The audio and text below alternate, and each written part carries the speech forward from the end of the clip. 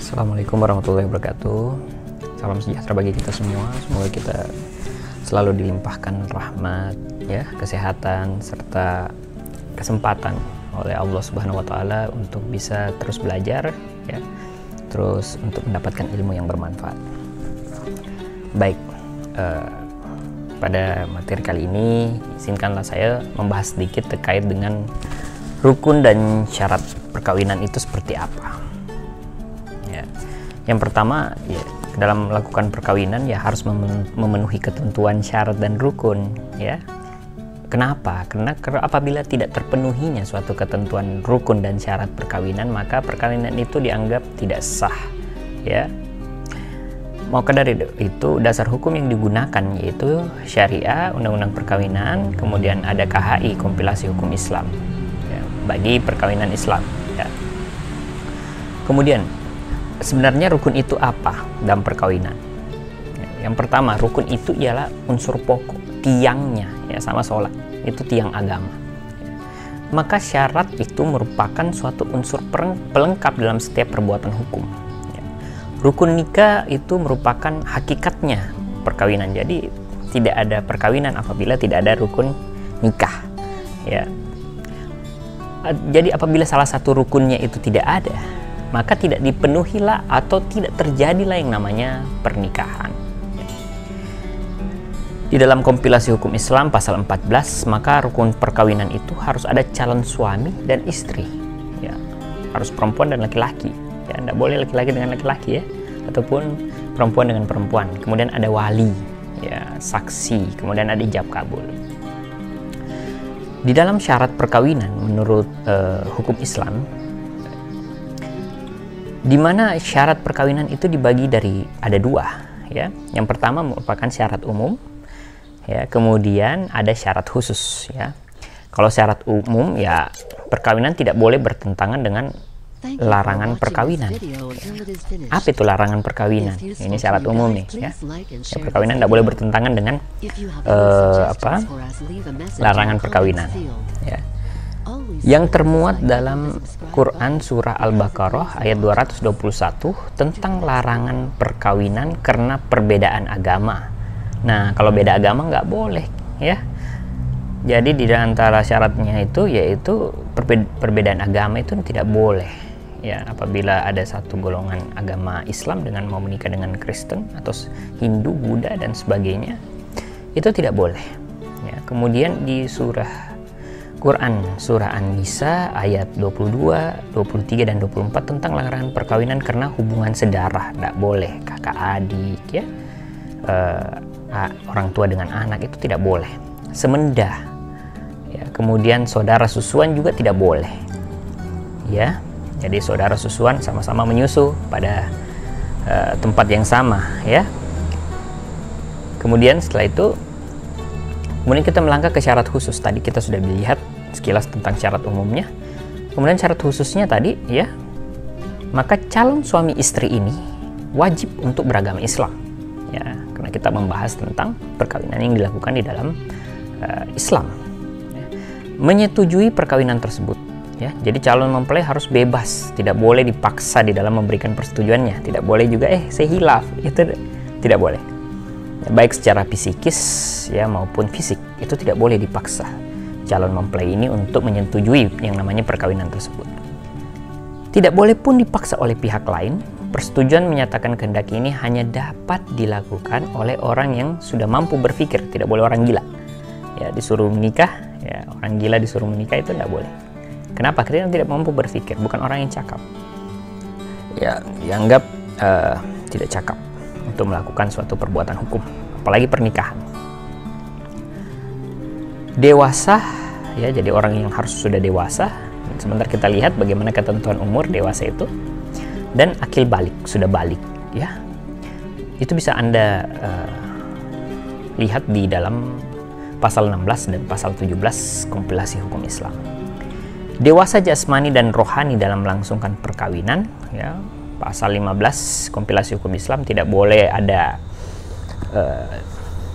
cacat penyakit, ya. Contohnya misalnya ada penyakit suka memukul, ya, suka kekerasan dan sebagainya, ataukah dia seorang yang hilang ingatan, ya, tiba-tiba tidak ingat dan sebagainya, itu tidak boleh. Harus dewasa secara jasmani dan rohani, sehat secara jasmani dan rohani. Tidak terdapat halangan ataupun larangan perkawinan tadi, ya, secara umum. Bukan mahram pasangannya, tidak sedang dalam ihram ataupun umroh, ihram haji ataupun umroh, tidak boleh. Jadi orang yang dalam ihram haji dan umroh itu tidak boleh melangsungkan yang namanya perkawinan. Ya. Syarat bagi calon suami, ya. Jadi kita mau lihat nih syarat apa calon suami istri itu harus dipenuhi di dalam namanya perkawinan. Terang laki-lakinya. Jadi kalau laki-laki itu mau jadi suami harus terang laki-lakinya. Maksudnya sini tidak boleh banci, hemafrodit, ya. Tidak boleh, harus jelas, ya, bahwa dia betul-betul laki-laki dan fungsi organnya itu sehat dan fungsi jasmani dan rohaninya sehat. Ya, sekurang-kurangnya berusia 19 tahun. Nah, ini dia, ya. Jadi seorang laki-laki yang siap, cakep, dianggap itu sekurang-kurangnya usianya harus minimal 19 tahun. Tidak beristri lebih dari 4, ini asas poligami. Tidak mempunyai istri yang haram dimadu dengan bekal istrinya. Tidak mengetahui bakal istrinya tidak haram dinikahinya, ya, seperti tadi, ya, hubungan sesuan, hubungan semenda itu tidak boleh. Syarat bagi calon istri. Nah, kalau kita lihat di istri bagaimana nih? Terang perempuannya, artinya betul-betul perempuan, ya. Sekurang-kurangnya berusia 16 tahun. Jadi kalau laki-laki tadi 19 tahun, ini 16 tahun perempuannya, ya.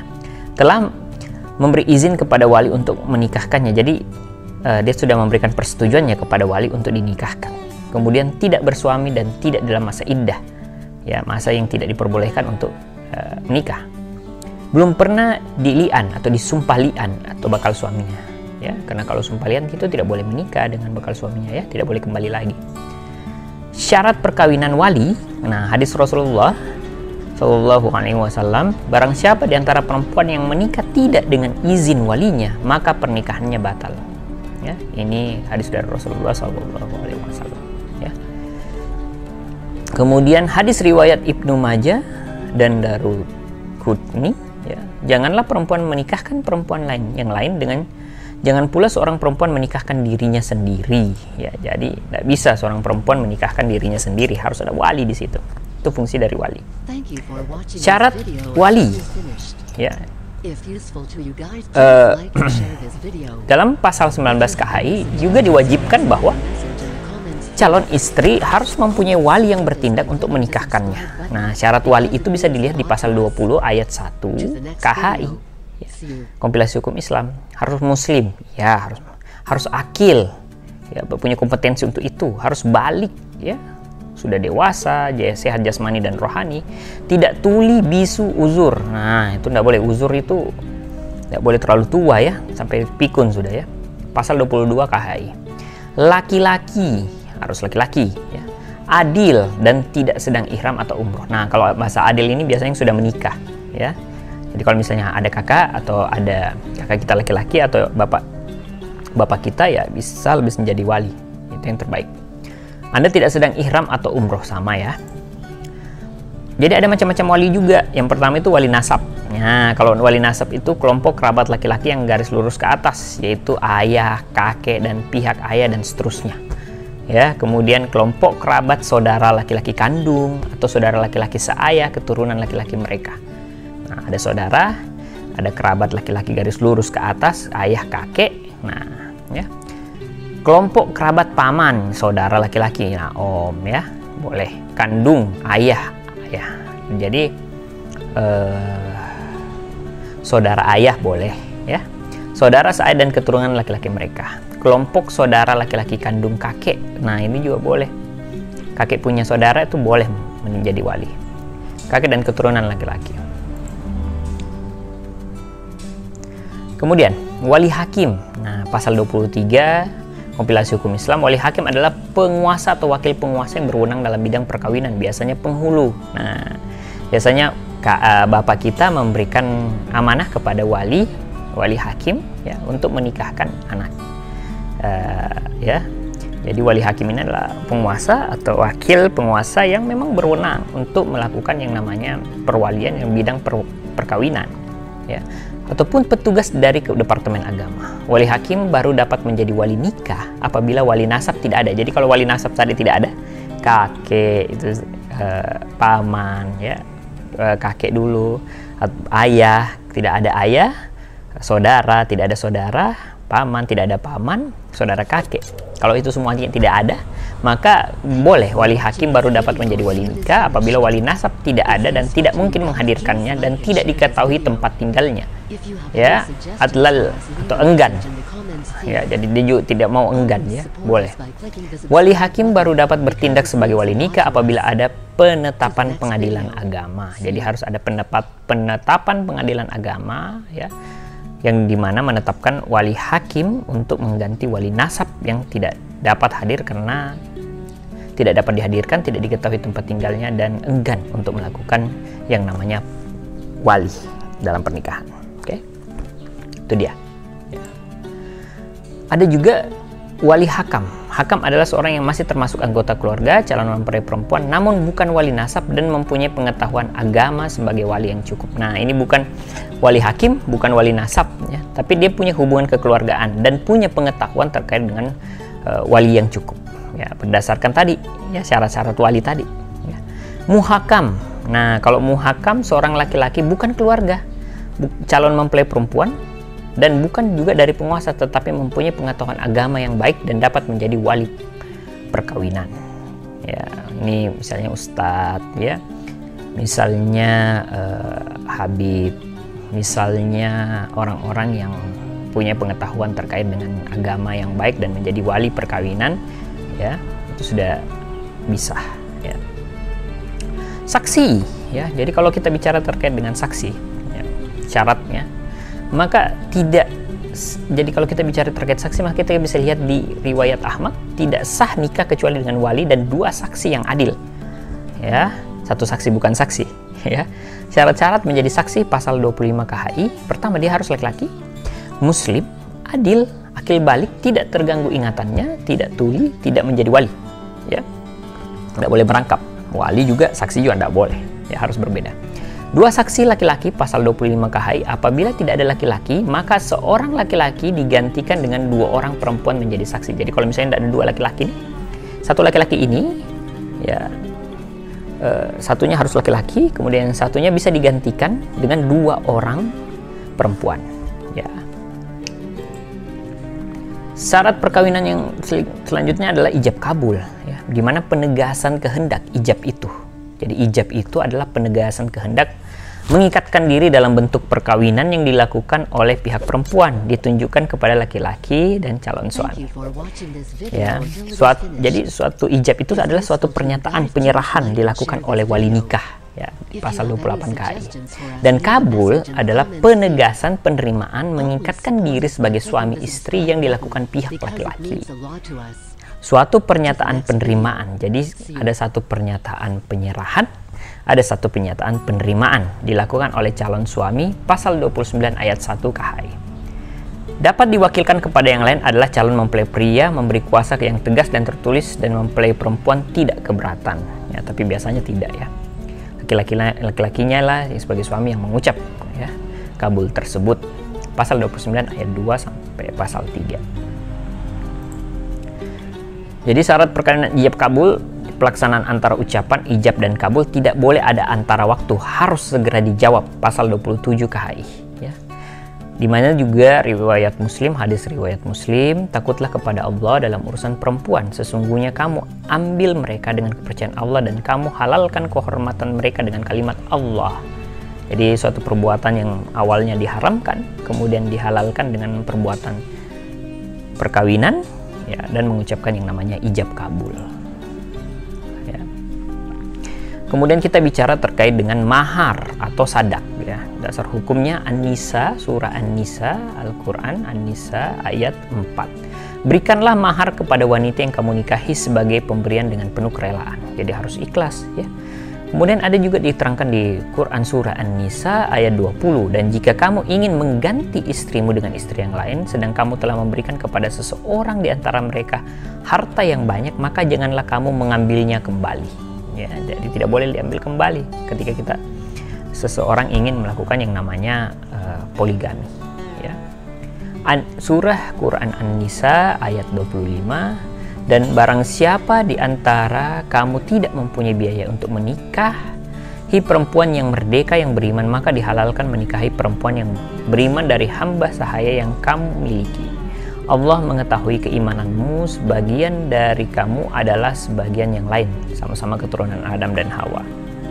Karena itu nikahkanlah mereka dengan izin tuannya dan berikanlah mereka mas kawin yang pantas, karena mereka adalah perempuan yang memelihara diri, bukan pezina. Kemudian di pasal 30 KHI, mahar wajib diberikan oleh calon suami kepada calon istri, ya. Jumlah, bentuk, dan jenisnya disepakati oleh kedua pihak berdasarkan kesepakatan dengan anjuran kesederhanaan dan kemudahan. Jadi mahar itu tidak boleh menyulitkan, harus memudahkan, ya, dan sederhana dalam mewujudkannya. Pasal 31 KHI biasanya diberikan pada waktu akad nikah dilangsungkan adalah perlambangan suami dengan sukarela mengorbankan hartanya untuk menikahi istrinya. Ya, mahar boleh dibayar tunai atau ditangguhkan sebagian atau seluruhnya asal disetujui. Karena tadi asalnya adalah kesepakatan. Ya, jadi boleh asal disetujui apabila ditangguhkan. Dan menjadi utang calon suami pasal 33 KHI, ya. Kewajiban menyerahkan mahar bukan rukun perkawinan. Kelalaian menyebut jumlah dan jenis mahar tidak menyebabkan batalnya perkawinan. Jadi kalau maharnya salah, ya, kalau maharnya salah itu tidak menyebabkan batalnya perkawinan. Ya, jumlah atau jenisnya itu salah itu tidak menyebabkan batalnya perkawinan, itu tidak apa-apa, ya. Mahar berhutang tidak mengurangi sahnya perkawinan, pasal 34 KHI. Macam-macam mahar. Nah, pertama, mahar musammah, ya, mahar yang telah disepakati oleh calon suami dan calon istri. Nah, berdasarkan kesepakatan tadi, ya. Mahar mitsil, mahal yang belum ditentukan jumlah dan bentuknya pada saat ijab kabul. Jadi nanti ditentukan, tangguhkan, ya. Kemudian ketentuan pembayaran mahar. Nah, pasal 30, Anda kalau mau tahu berapa ketentuan pembayar mahal, maka Anda bisa lihat di pasal 35 KHI, ya, kompilasi hukum Islam. Suami mentalak istrinya adalah keadaan qoblah dukhul. Ia wajib membayar setengah mahar yang telah ditentukan dalam akad nikah. Suami yang meninggal dunia dalam keadaan qoblah dukhul, seluruh mahar menjadi hak istrinya. Perceraian terjadi qoblah dukhul, mahar belum ditetapkan, suami wajib membayar mahar mitsilnya. Ya. Kemudian dasar hukumnya apa? Nah, Al-Baqarah, surah Al-Baqarah ayat 237, jika kamu menceraikan istri-istrimu sebelum kamu bercampur dengan mereka, padahal sesungguhnya kamu sudah menentukan maharnya itu, maka bayarlah 1/2 dari mahar yang telah kamu tentukan itu. Jadi berdasarkan kesepakatan, apabila Anda bisa tapi belum bercampur, maka bayarlah, ya, 1/2, setengah, ya, dari mahar tersebut. Syarat sahnya perkawinan, kalau kita lihat di Undang-Undang Nomor 1 Tahun 1974, perkawinan adalah sah apabila dilakukan menurut hukum agama masing-masing agamanya dan kepercayaan itu. Jadi tetap sah walaupun belum dicatat di catatan sipil, asalkan seperti tadi, ya, Islam dilakukan berdasarkan rukun dan syarat perkawinan yang sah. Ya. Tidak ada perkawinan di luar hukum masing-masing agamanya dan kepercayaan itu. Nah, tidak boleh berbeda agama dan berdasarkan kepercayaan itu. Berarti untuk orang Islam maka yang berlaku adalah hukum perkawinan Islam, ya. Jadi kalau kita lihat di Undang-Undang Nomor 1 Tahun 1974 tentang perkawinan, sama, ya, butuh juga persetujuan kedua calon mempelai, ya. Harus berusia 16 tahun wanitanya, harus berusia 19 tahun prianya. Tidak terikat tali perkawinan, ya, dengan orang lain. Kemudian bagi yang belum berusia 21 tahun harus mendapat izin kedua orang tua, sama, ya. Tidak merupakan pihak yang dilarang untuk menikah. Nah, itu tadi, ya, ada pihak berdasarkan syarat umum tadi dilarang untuk menikah, ya. Mungkin itu saja yang bisa saya jelaskan dengan terkait dengan perkawinan di dalam hukum Islam, apa syarat-syaratnya, bagaimana rukunnya, ya. Harap Anda bisa mempelajarinya, ya, dan berguna bagi Anda, karena ini merupakan pengetahuan yang akan Anda manfaatkan. Kita akan mendapatkan pasangan yang baik, insya Allah. Kemudian kita menikah dengan baik dengan syarat dan rukun nikah yang sah ya, untuk mewujudkan keluarga yang sakinah mawaddah warahmah, bahagia dunia dan akhirat ya. Wabillahi taufiq wal hidayah. Wassalamualaikum warahmatullahi wabarakatuh. Salam sejahtera, semoga bermanfaat.